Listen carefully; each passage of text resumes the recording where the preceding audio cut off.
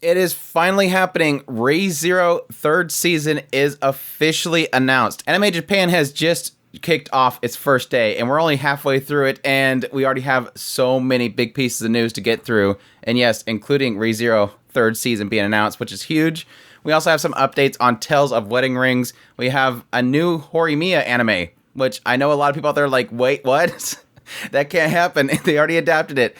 We'll get into that. And yes, we got a date for Jujutsu Kaisen, which is fantastic. So let's just jump right into it. Additionally, if you're new to this channel, make sure that subscribe button so you get all my content. I will be doing updates on Anime Japan as things happen after I get some sleep too. But yes, let's jump into it. Yes, let's kick things off with the panel for ReZero. Finally, we had a panel for ReZero, and it wasn't a massive tease. Yes, we finally got the official announcement for the third season of ReZero. Additionally, they released a PV, so you can actually check it out. It's actually animated. You can go look at it. It really does exist.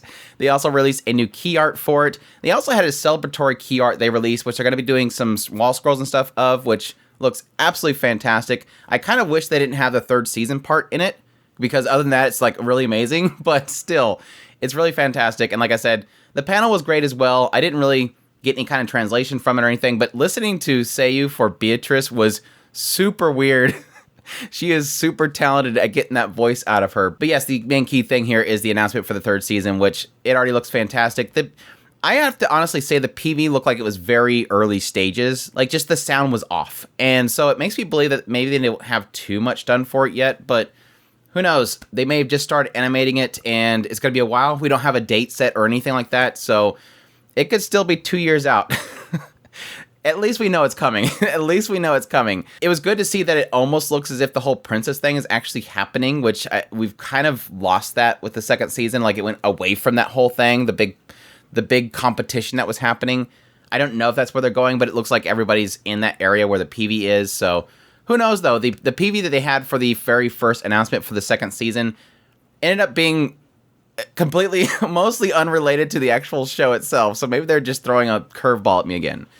But anyways, again, excited, looking forward to it. Our next bit of news, yes, Jujutsu Kaisen second season, they released a new PV for it, and it looks fantastic. Of course, they already previously announced this will be running for 2 cores, but the major thing that we got from this announcement is that, yes, July 6th is the premiere date for it, so still a ways away. That's still technically summer. We still got spring to go through, but at least we have a date, so set your calendars for it. During the panel for Tales of Wedding Rings, we found out that the series is going to be releasing in 2024, unfortunately. Of course, this was recently announced to getting an adaptation, so it doesn't surprise me too much that we have still a year out from it actually airing. But they also announced that Staple Entertainment is going to be working on it, which, yes, their only 2 main projects was a hentai and Vermilion Gold, which Vermilion Gold did have some really great animation pieces in there. I honestly, if you asked me a studio that's not like an A-tier studio that would work on this project,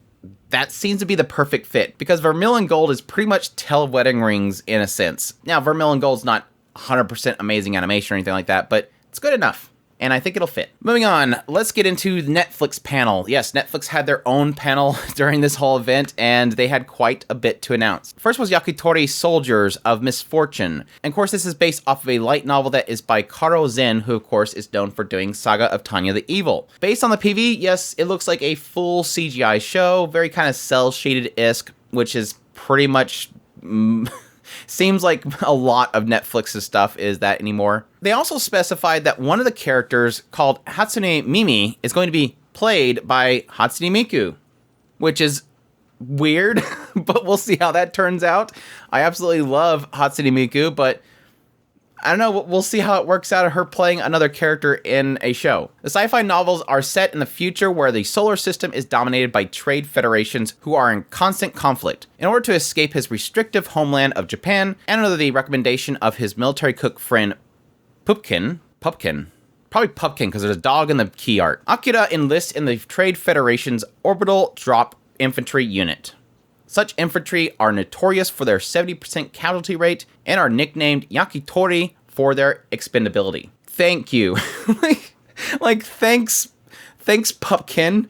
What kind of suggestion is that? Anyways, it's already set for May of 2023, so definitely be checking that out just for the Hatsune Miku. If anything, that's what I'll check it out for. And yes, most people are probably going to check it out for the fact that it's wrote by Saga of Tani, the evil writer. So there you go. Next from the Netflix panel, we had Ooku, The Inner Chambers. And this is going to be done by Studio Dean. It's set to premiere in 2023. And this is by the manga that is written by Fumi Yoshinaga. It is inspired by Ooku, the historical women's quarter of the Edo Castle. This tale unravels the history of the Inner Chambers, where gender roles have been reversed. We'll see. Sounds interesting. Very much so a period piece looking type of drama. And finally, the last thing they had at the panel was Pluto, which they had pretty much all the creators and the cast kind of coming up on stage. And the big thing they kind of showed off here was a new key art for it. That's pretty much it. Either way, though, for me personally, I think Pluto is probably the biggest thing that's coming to Netflix that I'm the most excited for. It looks amazing. Moving on, we had an announcement for a Returner's Magic Should Be Special TV anime adaptation, which is going to be in 2023. This one in a time when the Shadow World has taken over and most of humanity is wiped out. A party of 6 heroes strives and fails to save the world. But magician Desser Herman is given a second chance when he opens his eyes and finds that he has gone back 13 years into the past. It's now up to him to gather his party once more and stop the greatest catastrophe in human history. That sounds interesting. Not really going for the whole reincarnated thing, but rather just kind of just a time jump aspect, which I think could be interesting, especially if they get into the idea of him losing his party and then being reunited with them basically, and then trying to do whatever you can in order to offset whatever you failed at. So definitely interested in seeing how that one turns out. Next one we have the light novel Demon Lord 2099 is getting an anime adaptation. The synopsis for this one is Fused Era, year 2099, Shinjuku. The dazzling prosperity of this massive city-state conceals a lurid darkness just beneath its surface. It is here, in this megalopolis that represents the pinnacle of human development, where the legendary Demon Lord Veltal makes his second coming. To rule this brave new world, he will have to take hold of the future for himself. Not much to go by. We'll have to see how that one turns out. It sounds like just a futuristic demon lord, which that could definitely have its own interesting twist there, but I'll definitely be looking forward to the PV. Next, the 16-bit Sensation TV anime adaptation was announced. The anime title for this one is 16-bit Sensation Another Layer. The synopsis is devote your youth to developing a lovely Bishoujo game that will make players fall in love. Meiko Uehara, a college student, began working part-time at a computer store in 1992. However, behind the scenes, the shop was an erotic game maker specializing in Bishoujo games. Meiko, a talented artist, is suddenly hired to be a substitute graphic designer after the staff flees. That sounds like a bad idea. Even though she's never drawn an R18 illustration before. Will she be able to complete an eroge successfully? With a 16-bit PC as her partner, her career as a creator begins. We'll see how that one turns out. Now, for some big news around Horimiya. Yes, Horimiya is getting a new anime, which is really shocking because I've heard from some people that they pretty much adapted the whole thing. Now, the problem that some people have said is that the original adaptation, they skipped a bunch of stuff, so a lot of things was missed. So it looks like in this announcement for a new anime that's going to be hitting in July, Cloverworks is going to be returning for it, but specifically it's going to be a new anime that depicts the stories which the original anime did not. So yes, they are going to be adapting what was skipped. So that's really good news, especially for Horimiya fans. I absolutely love the series, and I never knew that stuff was skipped. But it's good to know that I can watch it again, and I'll get all that extra stuff that was obviously missed. But yeah, really exciting news. Cannot wait. Moving on, a new trailer was released for A Girl and Her Guard Dog. Yes, this was previously announced to get an anime adaptation. Project number 9 is working on it. But yes, they've already set a premiere for October. So definitely, if you're excited for the series, go check that out. They also released a new visual, which I'll have up on the screen here. So definitely interesting. I'm not a huge fan of the art style. I think the original art style looks pretty good, but this anime's art style, there's something about it. I can't really put my finger on it. The guy looks like he fell out of Tokyo Revengers, and she looks like she's from a different show. I don't know, maybe it's one of those styles that'll grow on me, but we'll see. But just at first glance, I'm not too into the style, but I am pretty interested in the actual story itself. Of course, this is pretty much a story about this girl that grows up, and she had this bodyguard that's older than her, and then she's going to high school and she wants a normal life, but then her bodyguard shows up, and as the PV kind of shows, it looks like things get interesting. I don't know, there's a bond between the two of them. I don't know. Is this the fall season's controversial anime that everybody is going to be flipping out about? Probably not, because it's a female lead. We don't get angry unless it's a male lead.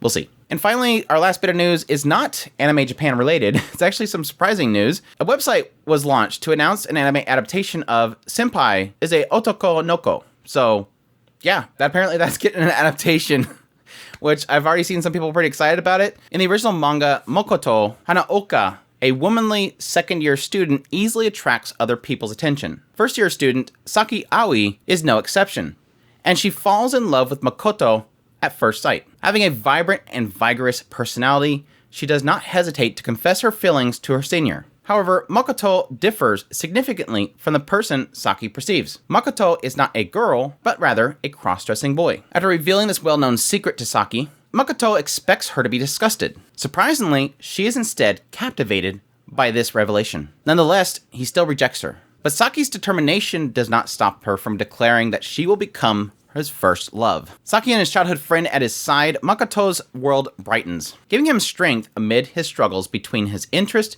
and his expectations placed upon him. Definitely sounds interesting. The art style of the manga looks pretty beautiful, so I'll be definitely looking forward to that one whenever that comes out. I don't think we even have a date set, not even a year set for it. It's just very early announcement. Anyhow, that's all the news I have for you guys for now. Definitely, like I said before, make sure to hit that subscribe button so you get all my content. I do news, reviews, first impressions, top list. If it's anime, it's pretty much here. Additionally, as anime news comes out of Anime Japan, I'll be making updated videos for you guys. I'm definitely still looking heavily excited for Mushoku Tensei's panel. We'll definitely be looking forward to that. Additionally, if you like this video, make sure that like button down below. It helps out the video, it helps it get into the algorithm. Additionally, leave a comment down below. Let me know what the most interesting news is in this news bit. Again, that's another thing that you can help out with. If you like my content and you want to support the channel more, I have a Patreon link, a tips link, and a super thanks button down below, as well as a membership button so you can become a member of the channel. I greatly appreciate everybody that supports the channel.